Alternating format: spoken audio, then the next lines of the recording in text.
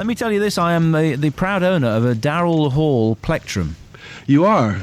I picked it up at a gig because it hit me in the eye. Oh, sorry. I'm sure I flicked it at The you. lawsuit to follow. No. Tell us about Philadelphia and how you two came together in the first place. We grew up in Philadelphia, and we came together as kids, really. We both had singles on Local radio. On local labels.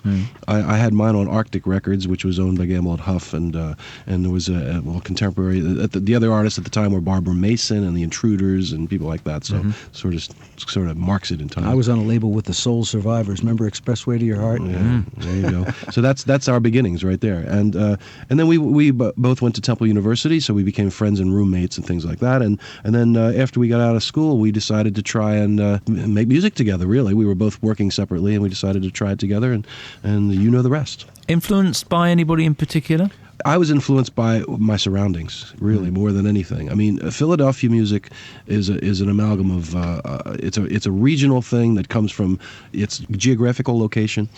It's the southernmost big city, and southernmost northern city, so you got a lot of sort of a little bit of southern influence, and along with the traditional sort of New England colonial influence, and a little more modern than that. It was influenced by certainly very much by church and gospel music and all that kind of thing. It's very harmonic and keyboard oriented, and the certain kind of melodies.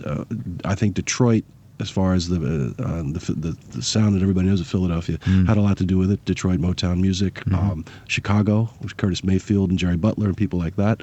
Doo-wop music, street corner music, a little bit of Memphis and Muscle Shoals. So put that all in the stew and you got Philadelphia. Does Philly get the respect it deserves? Philly is a little bit like us. We're all pervasive, but nobody realizes it.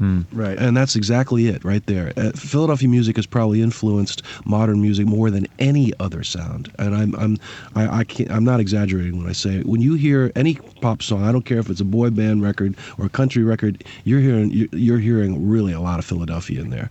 It has to do with the melodies and the harmonies and all kinds of. And dance music was certainly influenced by it. When you look at the birth of disco, some of the stuff that came out of Philadelphia early on, like Disco Inferno by the Tramps. The first extended mix was from Philadelphia. Came out of that stuff. Yeah. So I mean, it's all pervasive and it's there. And yes, it's not as easy to identify. I won't say identify. It's not as easy to put a label on as something like Motown. Yeah, but Philly didn't have as good a press agent. Yeah, it didn't have as good a logo, right?